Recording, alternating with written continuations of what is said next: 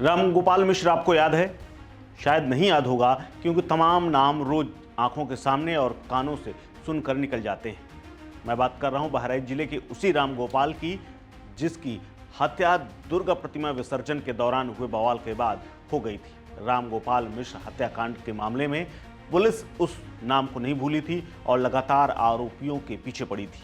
तभी तो एक बार फिर से बहराइच पुलिस के हाथ बड़ी कामयाबी लगी है। दरअसल कई दंगों का यह इतिहास रहा है। कुछ में मारे गए लोगों को कुछ दिन में ही लोग भूल गए हैं, लेकिन पुलिस ने दंगे के मुख्य साजिशकर्ता और उसके 5 साथियों को गिरफ्तार करने में सफलता पाई। वहीं पुलिस ने मामले में फरार चल रहे 3 आरोपियों के खिलाफ बकायदा 10-10 हजार रुपए का इनाम रख दिया है।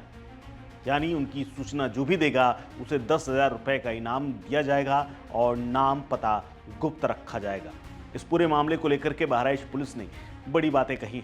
बहराइच पुलिस की एसपी वृंदा शुक्ला ने बताया है कि फरार आरोपी सैफ अली, जावेद, शुएब, इनके ऊपर इनाम घोषित किया गया है और 10-10 हजार रुपए इनकी गिरफ्तारी पर मिलेगा। इसके अलावा बहराइच एसपी वृंदा शुक्ला ने पत्रकारों से बातचीत करते हुए बताया कि 13 अक्टूबर को महाराजगंज के इलाके में दंगा हुआ था और इस दंगे में प्रतिमा विसर्जन को लेकर के जो जुलूस निकल रहा था उसके ऊपर पथराव के बाद ये पूरा मामला भड़का था, जिसमें राम गोपाल मिश्र, जिसकी उम्र करीब 22 साल थी, उसकी गोली मारकर हत्या कर दी गई थी। इसके बाद खूब तोड़फोड़ हुई थी।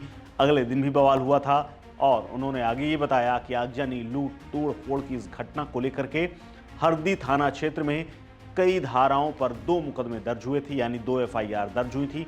उनके मुताबिक घटना की जांच के लिए गठित टीम ने क्षेत्र की तमाम दुकानों, मकानों और तमाम सीसीटीवी फुटेज से साक्ष्य प्राप्त किए और अन्य तकनीकी और डिजिटल साक्ष्य जुटाए, जिसके बाद छानबीन की गई और इस घटना के मुख्य साजिशकर्ता के रूप में महाराजगंज के रहने वाले 52 साल के शकील अहमद उर्फ बबलू का नाम सामने आया था। शुक्ला ने यह भी बताया कि सांप्रदायिक सौहार्द को बिगाड़ने के मामले में मोहम्मद इरफान, जिसकी उम्र 29 साल, फरहान रजा, हसीब, तौसीफ, नूरानी, इन सब के नाम भी सामने आए थे और पुलिस ने इन सभी 6 अभियुक्तों को आज गिरफ्तार कर लिया है और अदालत के सामने पेश कर दिया है, जहां से उन्हें जेल भेज दिया गया है। अब तक की विवेचना के मामले में महाराजगंज के रहने वाले सैफ अली, जावेद और शुएब इस घटना में शामिल थे और उसके बाद फरार है। ये तीनों की गिरफ्तारी के लिए पुलिस लगातार प्रयास कर रही है और इसीलिए 10-10 हजार रुपये इनाम रखा गया है। माना जा रहा है कि हो सकता है नेपाल के रास्ते कहीं भाग गए हों। इसके अलावा एसपी ने यह भी बताया है कि कथित साजिशकर्ता शकील अहमद के ऊपर पहले से 2 आपराधिक मामले दर्ज हैं।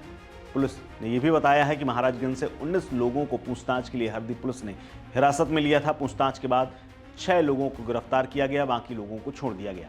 दरअसल बहराइच में बीती 13 अक्टूबर को दशहरे के दिन हरदी थाना क्षेत्र के महाराजगंज इलाके में दुर्गा प्रतिमा का जुलूस निकल रहा था, जिसमें तेज आवाज से डीजे बज रहा था। इसी डीजे के गाने को लेकर के विवाद हुआ। कहा जा रहा है कि डीजे के गाने में ऐसे शब्द थे जिससे मामला बिगड़ गया और इसे बंद करने के लिए कहा गया। बाद में रेहुआ मंसूर गांव के रहने वाले राम गोपाल मिश्र की गोली मार करके हत्या कर दी गई थी। राम गोपाल एक आरोपी के घर में चढ़ करके झंडा उतार रहे थे और भगवा झंडा लगा रहे थे। हालांकि इसके बाद महसी, महाराजगंज और बहराइच शहर के कई इलाकों में सांप्रदायिक हिंसा फैल गई थी। लोगों के घरों, दुकानों, शोरूम, अस्पताल, कई जगह तोड़फोड़, आगजनी करके करोड़ों रुपए का नुकसान हुआ था, जिसमें मीडिया कर्मियों समेत कई लोग घायल भी हुए थे। मीडिया कर्मियों के साथ भी मारपीट की गई थी। पुलिस ने हिंसा में शामिल तमाम लोगों के ऊपर कुल 15 मुकदमे दर्ज किए।